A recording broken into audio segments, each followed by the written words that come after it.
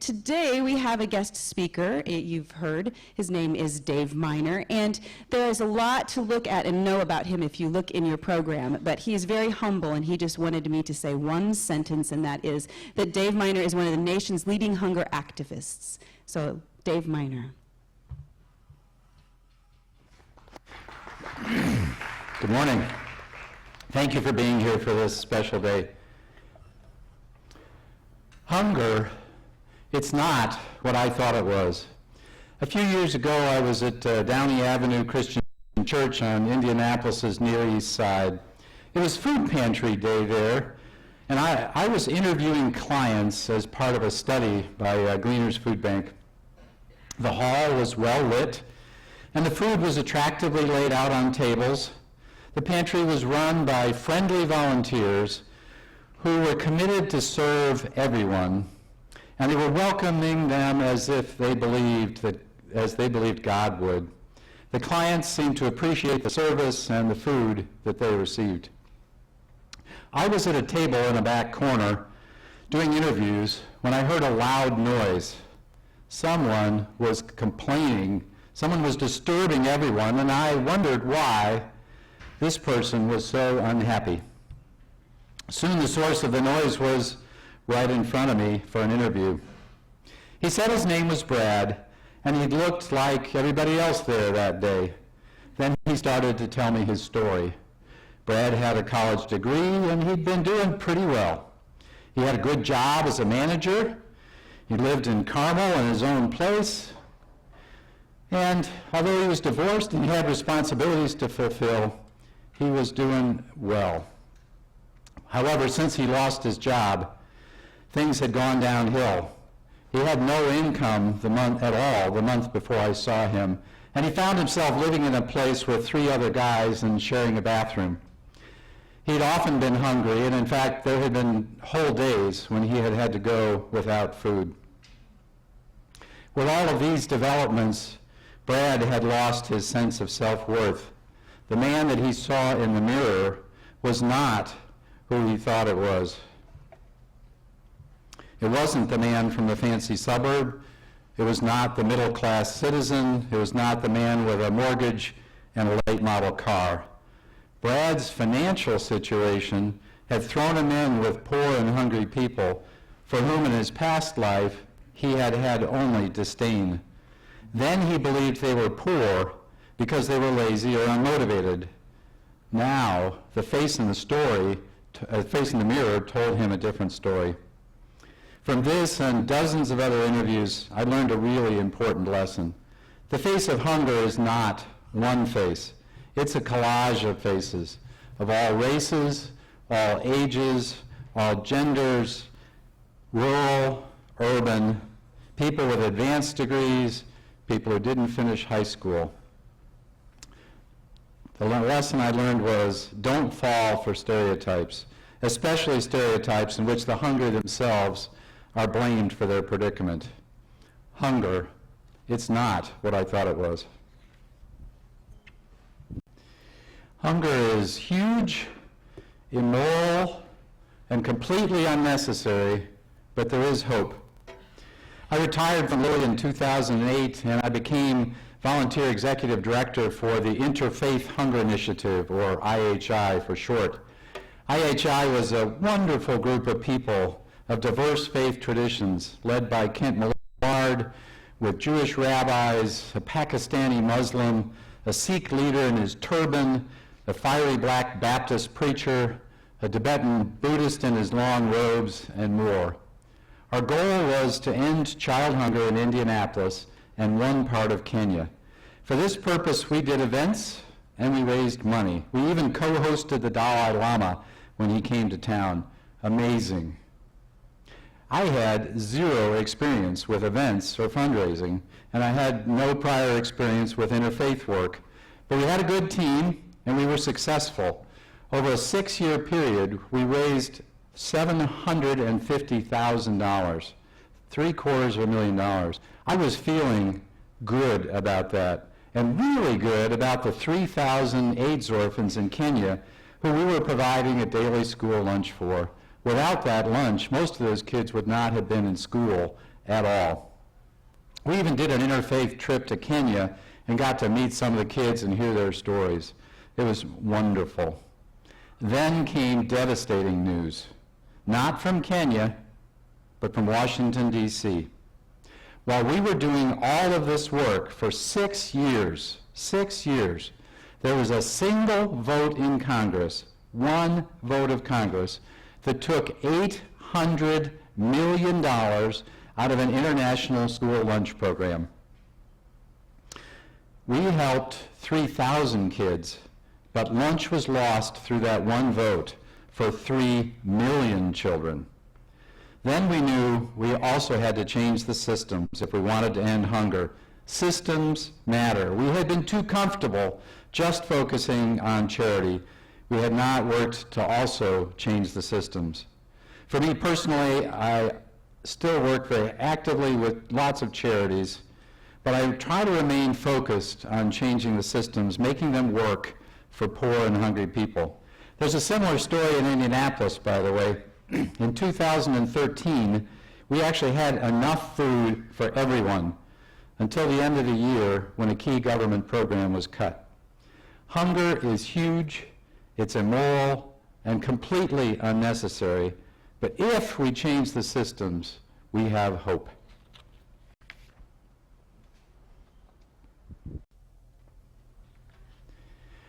Okay, you say, I accept that changing the systems is necessary and maybe that it has a huge impact, but is it really possible?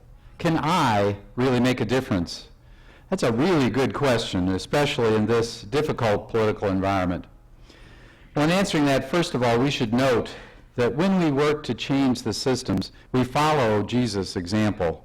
Think of him turning over the tables in the money changers in the temple. Why did he do that? He was angry at a system that had been set up to fleece the faithful as they showed up for worship. Or in Mark chapter 3, when Jesus healed a man with a withered hand, he didn't take that man outside. He didn't say, I'll see you after services, and heal him in private. He made a point about the systems by having him stand up right here, right in the middle of the sanctuary, which would be right in the middle of the political and the religious leaders of his day. So let me share a personal story. Since my days long ago at Purdue, I wanted to make a difference. But could a geeky scientist make a difference? Fast forward to 3 summers ago. I was checking emails about 10 o'clock one night. Shouldn't have been checking emails at 10 o'clock at night, but I was. I found an email from a bread organizer asking me to call Senator Coates' office the next morning about a matter that was going to be decided in committee that day. True confessions here. I really don't like making phone calls, especially to people that I don't know. If I know you, I'm happy to call you. I'm really not comfortable calling people that I don't know. And I had a very busy schedule the next day, so I agonized about it for a little while, and then I said, I can't do this. But I happened to wake up early the next morning, and I recalled I had met a senior staffer for Senator Coates during a visit in Washington, D.C. And his area of focus might line up with the issue that we were talking about, and I had gotten his email. I thought, I'll write to him. Even though he was kind of a crusty guy, I thought, I'll write to him. So I wrote a 2-paragraph email to him. I marked it in the subject line for this morning's committee meeting, and I sent it off, and I left for my morning meetings, never expecting to hear anything back. Came back at lunchtime, and to my great surprise, I found 2 emails from the staffer. The first one said that they were hearing from a lot of people, but that Senator Coates was out of town and wouldn't be able to vote. The second one, an hour later, said there was some procedure that he could use to vote. No commitment on what he would do. I was, of course, elated, and I immediately sent a quick thank you email to the staffer and went off to my afternoon meetings.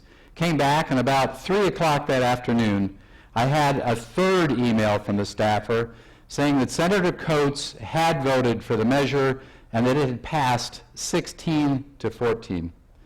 Now, while we all know Senator Coates was fiscally conservative, the chances of him voting for that, if he hadn't heard from constituents, was probably low. I also learned later what a lot meant. I think he heard from about 10 people. I was one of 10 people that contacted him that morning. A couple of Bread for the World folks in a different state did the same, and that was the difference between that measure passing 16 to 14 and not passing. What difference had we made? $35 million for African farmers. You can't get $35 million out of a bake sale. Miracles do happen every shining now and then. I had made a difference that I had always wanted to, and our friends, together in Bread, we all can make a difference. So let us advocate. I can guarantee you every letter we write will save a life.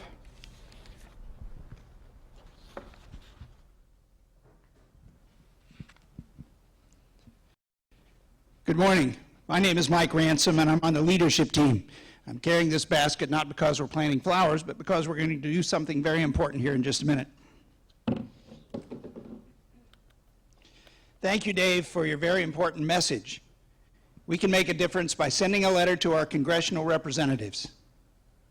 This is the audience participation part of the program. Now we're going to take a few minutes to do just that. Write a letter as part of our Share the Love commitment here at the Garden. This is what we do. This is what we stand for. A minute for some instructions. On your table, you will find a plastic sleeve with an instruction sheet, a sample letter with red copy on it. Behind that, you should have 3 letters that are ready to be completed.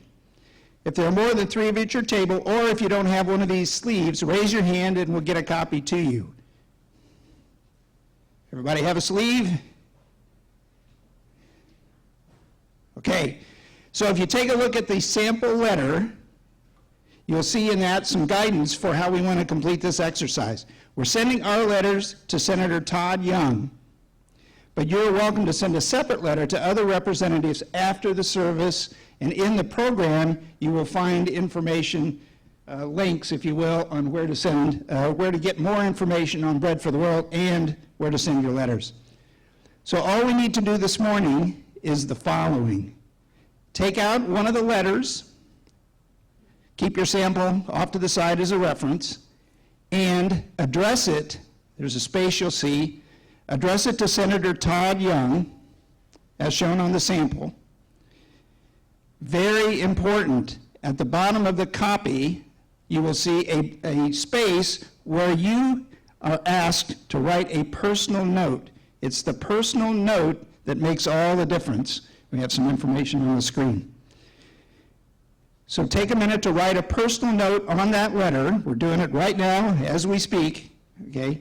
And a couple of ideas, we have suggestions here. If you know of a family member or have had a situation yourself where you've depended on a government program, for example, the Supplemental Nutritional Assistance Program, also known as SNAP, also known as food stamps. If you know someone who's participated in that program and it's made a difference in their lives, make that note.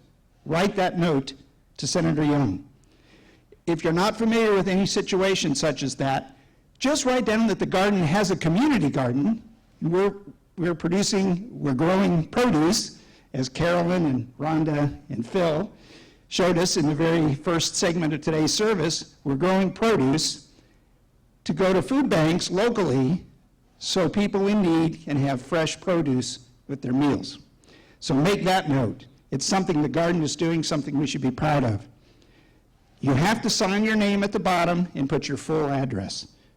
There's a space for that. Once you've completed the letter, fold it in half or thirds, whatever you like. You can either bring it down and put it in this basket. We're collecting these up to be delivered to Senator Young's office. Or you can raise your hand, just raise it up. Someone will collect it, Kathy, Dave, Chrysanta, somebody will collect it from you and bring it down for the basket. And we will bless these letters at the end of service in just a few minutes. So we're going to take about 3 to 5 minutes right now to do these letters. And the band will entertain us.